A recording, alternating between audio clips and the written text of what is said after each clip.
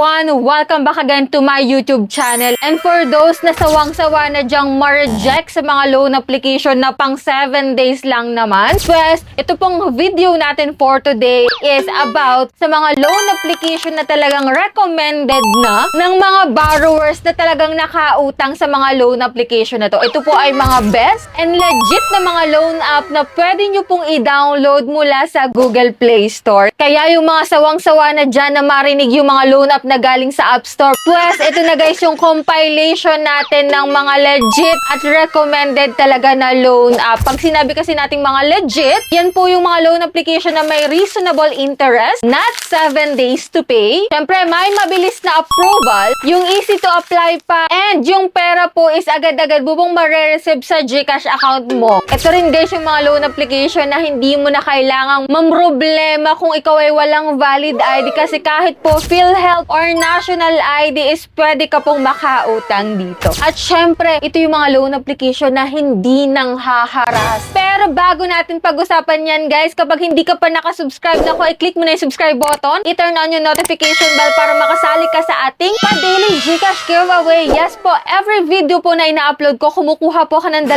lucky winners. And tuloy-tuloy pa rin po yung ating pa-monthly cellphone giveaway, kaya don't forget to like this video, mag-iwan ng comment dyan sa comment section, and please share this video guys para maraming makasali sa ating pag-giveaway. At syempre, para maraming makapanood ng video na to na tungkol nga sa mga best and legit recommended loan application ng mga borrowers na rin ng loan application na yun. And this time nga guys, saktong-sakto itong pag-uusapan natin this time guys kasi sa panahon ngayon talaga bibihira na po talaga yung hindi 7 days to pay na mga loan application. Tapos, bibihira na rin dyan yung mag-approve ng mga application nyo guys. But itong mga pag-uusapan natin dito guys na loan application is subok na at marami na pong na-approve. Marami na rin pong buhay na patunay na nag-a-approve itong mga loan application na to. So, if you're interested na malaman kung ano-ano yung mga yan, so keep on watching.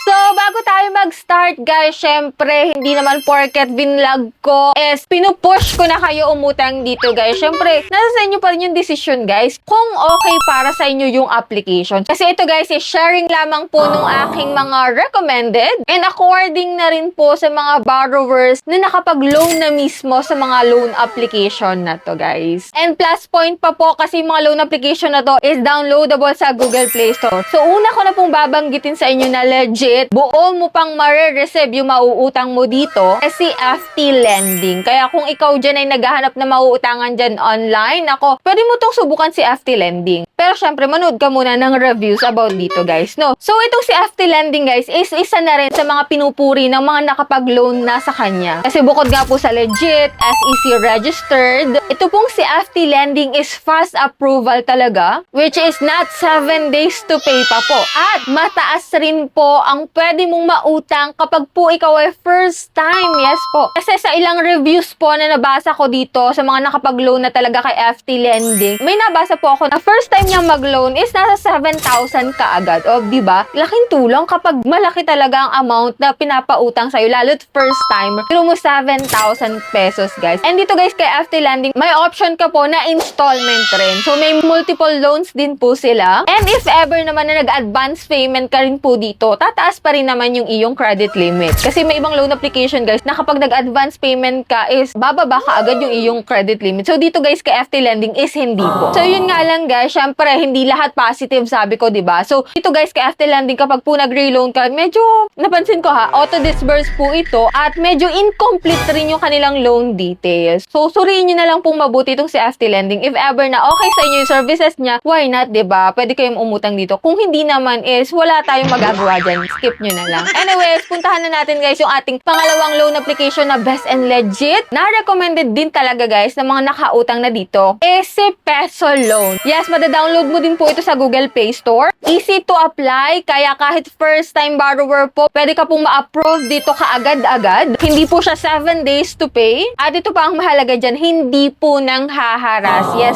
po, napakabait din po ng kanilang mga agent. Hindi po sila nag-i-spam ng mga tawag, no? Maayos mo pong makakausap yung kanilang customer service. At dito pa kay Peso Loan, guys, may low interest po sila at buo mo pang mare-receive yung mauutang mo dito, guys. So, dun sa mga ilang reviews na nabasa ko about dito kay Peso Loan, first loan nila, guys, is 4,000, merong 5,000, 6,000, meron pa nga dyang 10,000 talaga. Ganun kalaki, guys. So, depende na rin yan, guys, sa mga documents na ipapasa mo. Siyempre, kung ikaw ay walang bad credit history before, maaaring mas malaki pa ang i-offer sa'yo ni Peso Loan. So, next na rin natin dyan, guys, is si Cashalo. Yes, available na available yan sa Google Play Store, guys. Ito po ay isa sa pinakaluma at isa na rin sa pinakakilala talaga ng mga loan application. So, marami nang nakasubok na dito talaga, guys. Kahit pa sabihin natin na medyo strict sila sa approval, pero kapag naman po ikaw ay na-approve, ay talagang mapapawaw ka. Kasi ang pwede mo pong ma-cash loan dito is from 7K to 15,000. So, mga ganun yung range, guys. At hindi to 7 days to pay, ha. Installment po to. From 3 months to 6 months. At kung tatanungin mo naman kung nanghaharas si Cashalo, nako, zero harassment pa po itong si Cashalo as of now. Kasi napaka-professional din po ng kanilang collection agents. O, diba? Next sa ating list, guys, is si Maya Easy Credit. If ever na available na sa inyo, guys, yung kanyang cash loan app, which is up to 30,000 nga po yung pinapa-approve dito. Very low interest po sila at talagang no harassment. If ever na ikaw po ay good payer, agad-agad po is tataas po yung iyong credit limit dito kay Maya Easy Credit. At marami na rin po talagang nagsasabi ng mga borrowers dito kay Maya na please mag-increase or tumaas yung kanilang credit limit. Kaya po talaga na dapat isa sa ingatan natin itong si Maya Easy Credit once na nabigyan na tayo ng opportunity na makapag-loan dito kay Maya Easy Credit. At last sa list natin ngayon for today's video, kasi sa sobrang dami rin talaga ng mga best and legit dyan, hindi natin malalahat. So ngayon, guys, ang last ko muna, guys, is yung mga borrower services ng GCash, which is si GLoan at si GCredit. Yes po, if ever na available na yan sa GCash nyo, nako, alagaan nyo po yan. So, sino ba yung mga pwedeng makautang dito, guys? Syempre, kung ikaw po ay regular user talaga ng GCash at mataas po yung iyong credit score, malamang sa malamang, meron ka ng offer dito sa kanilang borrower services. So, kay GLoan po, ang pinaka-maximum na pwede mong mautang dito is up to 125,000